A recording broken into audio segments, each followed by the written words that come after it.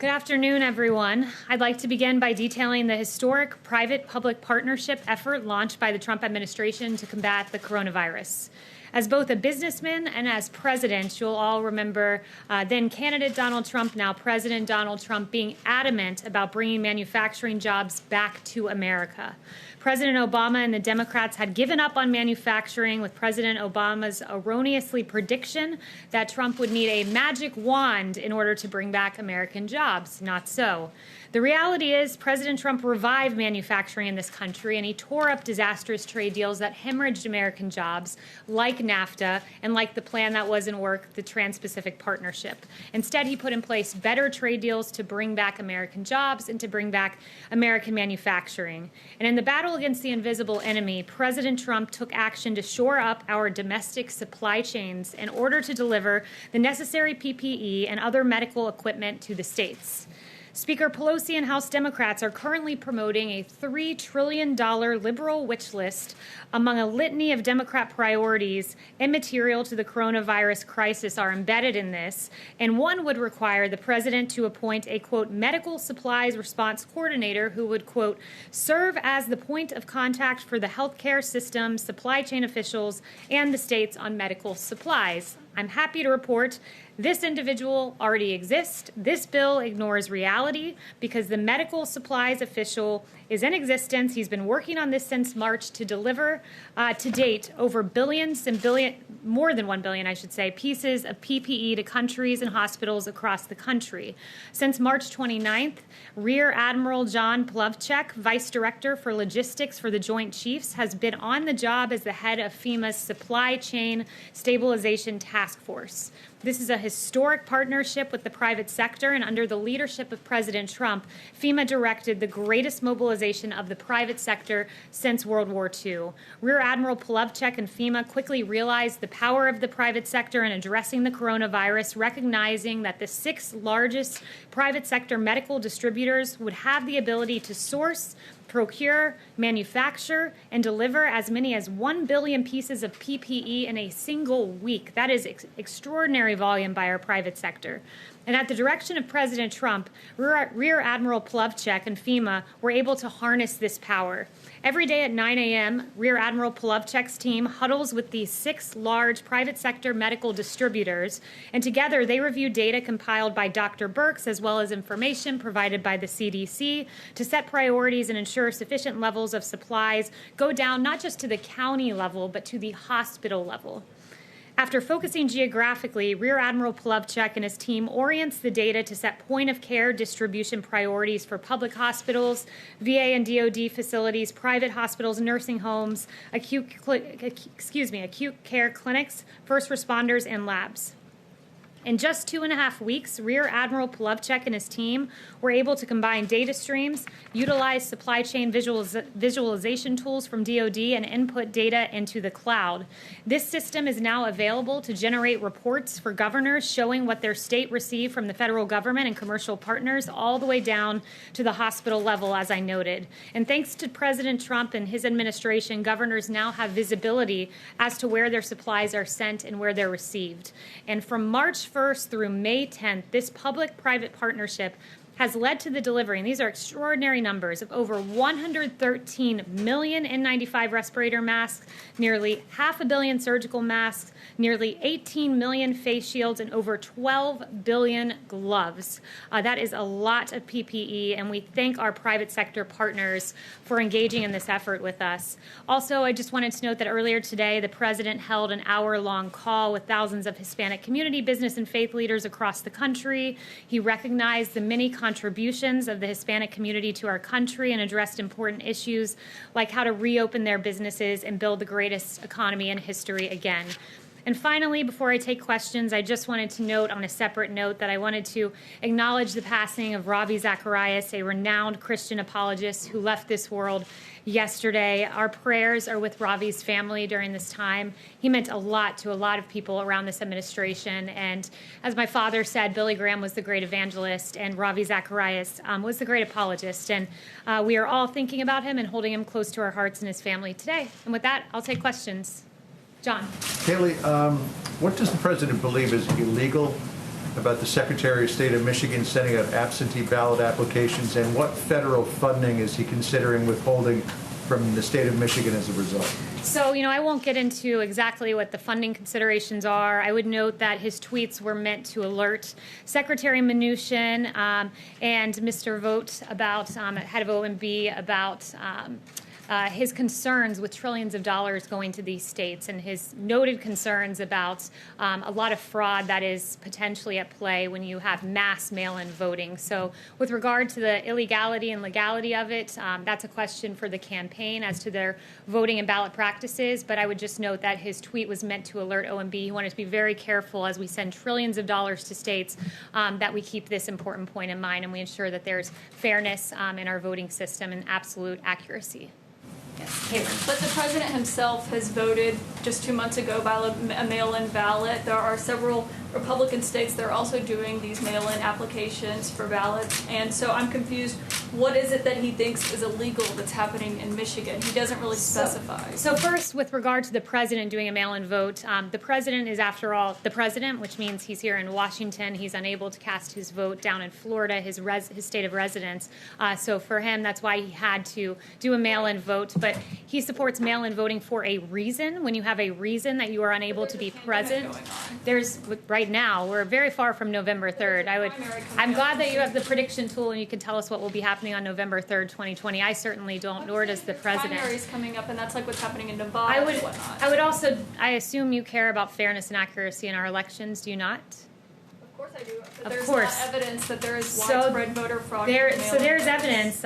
You can go look this up on ProPublica. There was a bipartisan consensus on the fact that mass mail-in voting can lead to fraud. There was a 2005 commission by none other than President Carter, who's not a member of the Republican Party, and also James Baker about this, concluding that these ballots, quote, remain the largest source of potential voter fraud. So this is a concern. The president's right to look at this. We want a free and fair election, and that's his concern. Yes, Zeke?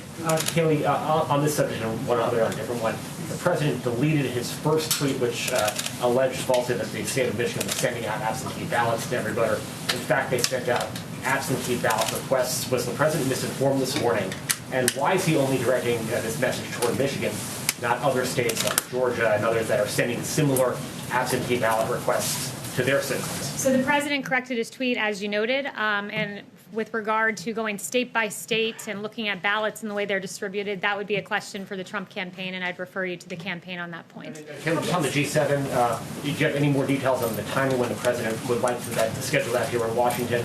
And does that mean that travel restrictions that are currently in place on travel from Europe, from China, and other places would potentially be relaxed before that meeting would take place here? So I won't get into the mechanics of how that would happen. I would note that the president really wants to see the G7 happen here in Washington as we begin not just to reopen the country, but as the world begins to reopen. He'd like to see it happen sometime in June, but as to a particular date, I don't have any announcement on that front or to the mechanisms of how we'd make that work. Yes. Thanks, Kayleigh. A couple of questions for you. One, does President Trump support the CDC guidelines that were released over the weekend? And if so, why were they released so quietly? Why not talk about them, roll them out here from the podium? So the CDC guidelines, there was a 60-page document that came out last night that I assume you're referencing. That document, I talked to Dr. Redfield earlier today about it, and much of that was already out there. So Appendixes A, B, C, and D had been out there for a while. Appendix E, he said he thinks got posted sometime late last week. And again, these were his rough estimates he was giving me. Appendix F was being discussed, and there was constructive criticism of it through the task force and the interagency process. So that was refined. And my point in sharing that with you is that the 60-page document was merely an aggregation of a lot of what was already out there. So it's not as if this was new information that we were announcing, but it was more guidance pursuant to our Reopening of America guidance that was issued several weeks ago. Does the president support the guidelines? Does he think Americans should follow those guidelines, or should they be following the initial guidelines that you rolled out here from the podium? So the president's been very clear. He supports the Reopening of America guidelines. The CDC guidelines are in concert with those guidelines. He wants to safely reopen this country. It's very important we do so, and it's good to see that most states, I think basically all of them, have plans at this point to reopen, and we're starting to see the safe reopening of several states and Americans getting back to work. Let me just get your reaction to something. We just got moments ago a statement from the American Nurses Association which says, quote, The American Nurses Association has not received reports from nurses or other frontline healthcare workers utilizing hydroxychloroquine as a preventative treatment for COVID-19. Why does the president continue to say that many or thousands of frontline workers are using it as a prophylactic? Well, there is, at Henry Ford Hospital is doing a study on this now where 3,000 frontline workers will be taking hydroxychloroquine to look at its use as a prophylaxis. I believe there's a few hundred or 190 workers in Tampa General Hospital. So this is being used by some. And one thing I want to note with regard to hydroxychloroquine, because I think it's very important that we're as accurate as we can be with our reporting on this. Hydroxychloroquine has been a drug that has been in use for 65 years for lupus, arthritis, and malaria. It has a very good safety profile, but as with any drug and as with any prescription, it should be given by a doctor to a patient in that context, so no one should be taking this without a prescription from their doctor. But that being said, I've seen a lot of apoplectic coverage of hydroxychloroquine. You had Jimmy Kimmel saying the president's, quote, trying to kill himself by taking it. You had Joe Scarborough saying, quote, this will kill you.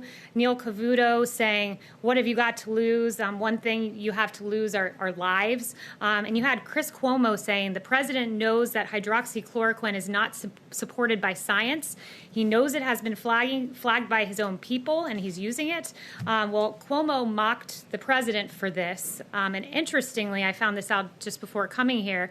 Hydroxychloroquine, of course, is an FDA-approved medication with a long proven track record for safety, and it turns out that Chris Cuomo took a less safe version of it called quinine, which the FDA removed from the market in 2006 because of its serious side effects, including death. So really interesting to have that criticism of the president. And on that note to Chris Cuomo, I'd like to redirect him to his brother, the governor of New York, Governor Cuomo, who has several on-the-record statements about hydroxychloroquine saying, I'm an optimist, I'm hopeful about the drug, and that's why we'll try it here in New York as soon as we get it.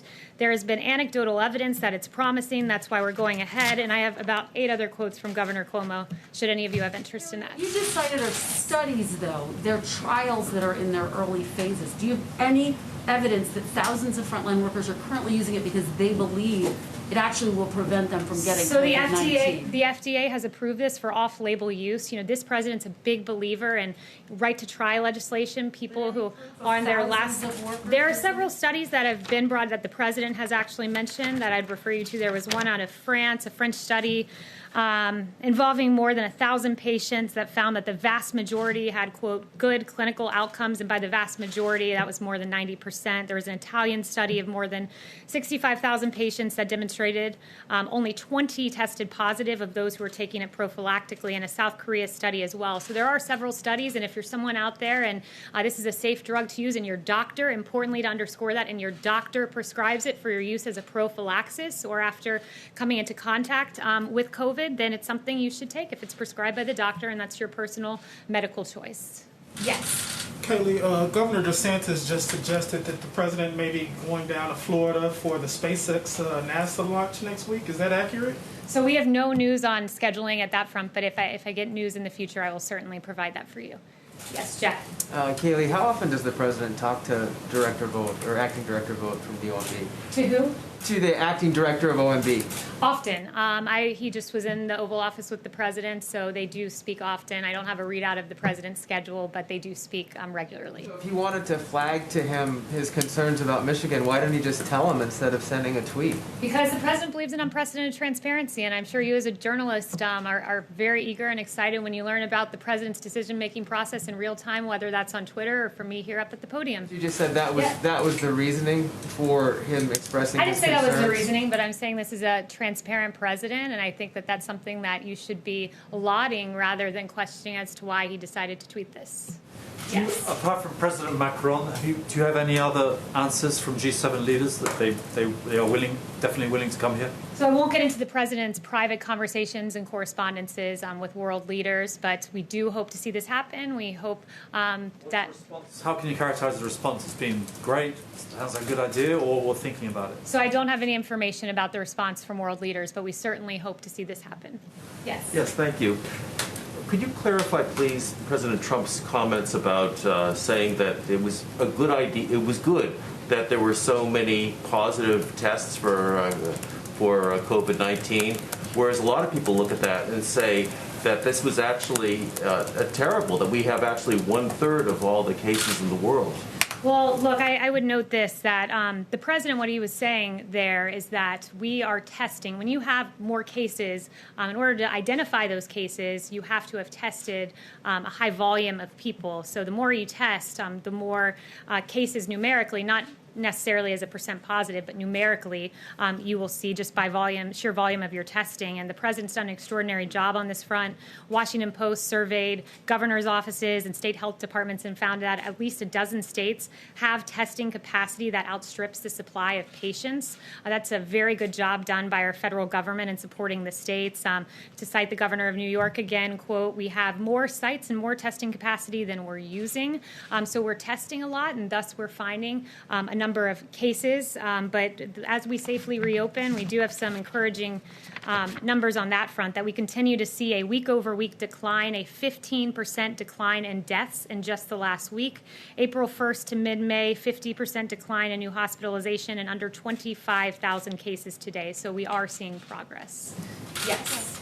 Can you tell us what law specifically the president thinks the Secretary of State in Michigan broke by sending out the applications, and did the Secretary of State in Georgia also break that law by sending out applications for their primary? Again, I'd reference you to the campaign. These are ballot questions, and I'd reference you to the campaign on that. He's the president, That's and my you're former his employer. My spokesperson. current employer is the White House. So Thank you. Yes, but that's not a campaign question. That's the president of the United States saying that a campaign state question broke on the ballot law. initiatives that you have and absentee ballots. So I would refer you to the campaign on that front. And I would note to you that many of those ballots that are submitted via mail can be fraudulent. I cited to you the bipartisan study. I can read it again. Maybe you weren't paying attention when I read it the first time, so I'll read it again.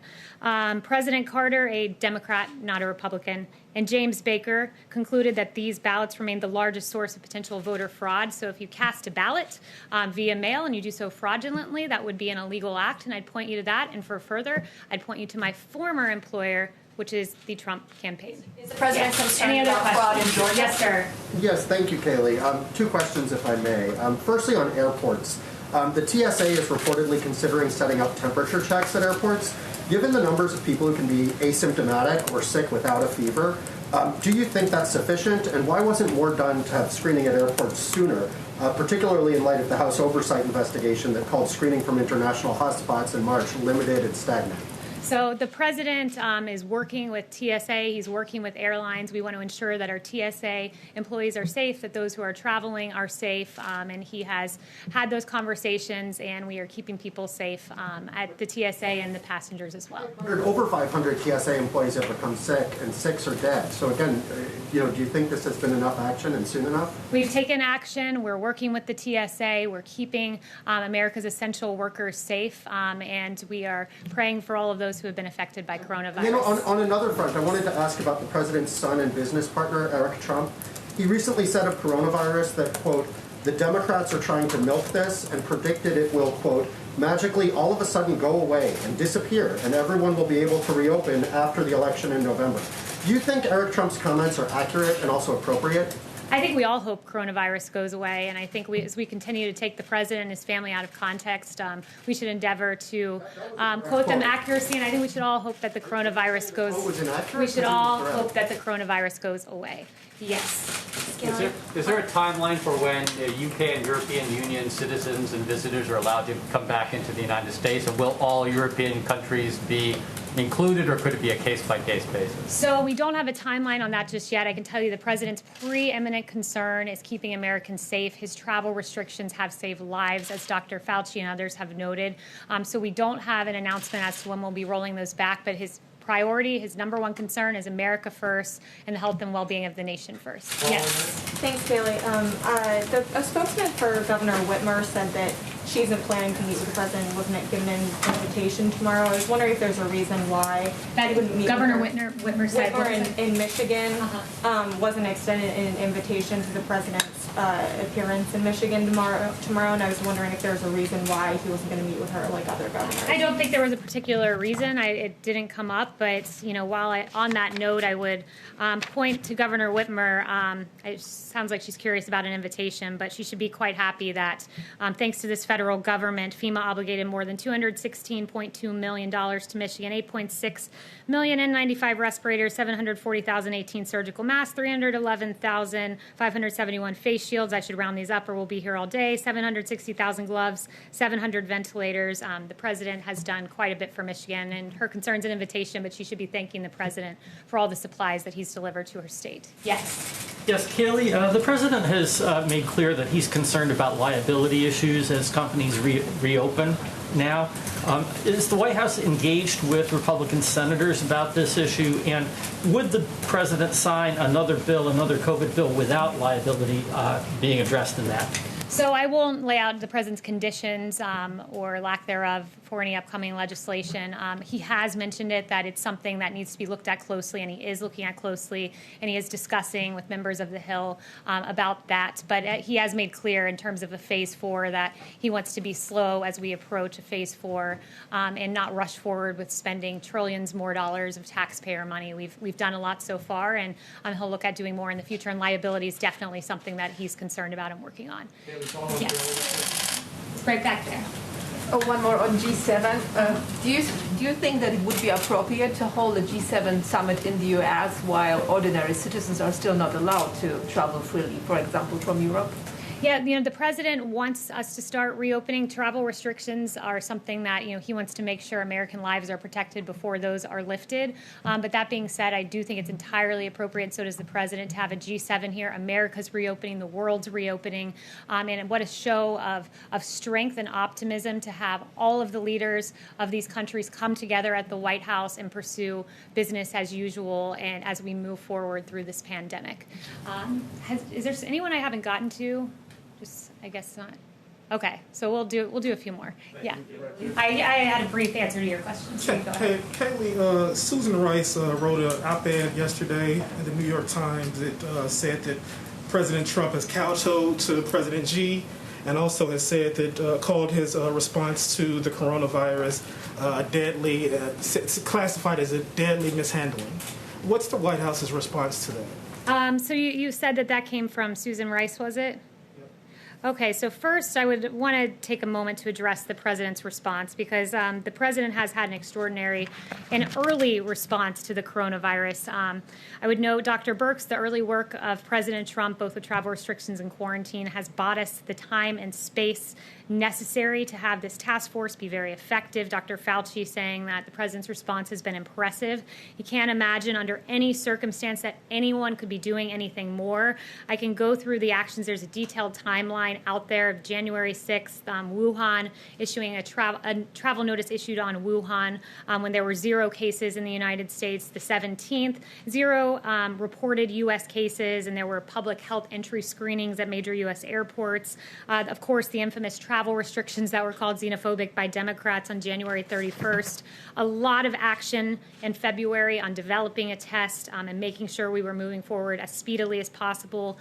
On that, keep in mind, in late February, Pelosi was saying, come to Chinatown, it's very safe, but the president had already taken very early action. And I know you brought up Susan Rice in that context, but I'm going to bring her up in another context that's equally as newsworthy, and that is the email that was declassified from Susan Rice on Inauguration Day, which is so peculiar. It set the scene. It's Inauguration Day. You're moving out of the White House. This is the most powerful building on planet Earth. Susan Rice is moving out, reflecting on her time here, and what is she doing? She's not packing her boxes. She's not being nostalgic about her time in the White House. What she's doing is writing an email where 3 times she writes that President Obama emphasized to conduct the investigation into Michael Flynn by the book, by the book, by the book. She writes it 3 times. As Shakespeare said, thou doth protest too much, Susan Rice. He didn't have the Susan Rice part in there, but I'll add that in. 2, she was asked specifically about the unmasking of Michael Flynn after she discussed it on January 5th in the Oval Office with Obama, after she wrote this email to herself on Inauguration Day. She was asked by a good journalist, Judy Woodruff, about this email, and about the unmasking of Michael Flynn, not the email, but the unmasking. She was asked specifically about Nunes's claim specifically. So let me clarify, it was Nunes's claim. And she said, I know nothing about this, so it was a lie. And then Susan Rice, since no one brought it up to me, I will bring it up to you. Her attorney said that this was the first opportunity 3 weeks after this Oval Office meeting that she had to write this email memorializing her Oval Office meeting with Barack Obama discussing Michael Flynn. It was her first opportunity, she said. Interesting, because she had an opportunity in those 3 weeks on January 10th to do a passing of the baton event with none other than Michael Flynn, where she praised him, wished him success, and talked about the great transition into the White House. And then on January 12th, she was able to participate in a story that published on that date in the lifestyle section of the Washington Post. So she never had time to write this email until Inauguration Day as she's rushing out the door, when in fact she had an opportunity to do all of those things. I'll leave that with you. Thank you for bringing up Susan Rice, not in the context that I wished, but for allowing me to share that with you. Secretary Pompeo.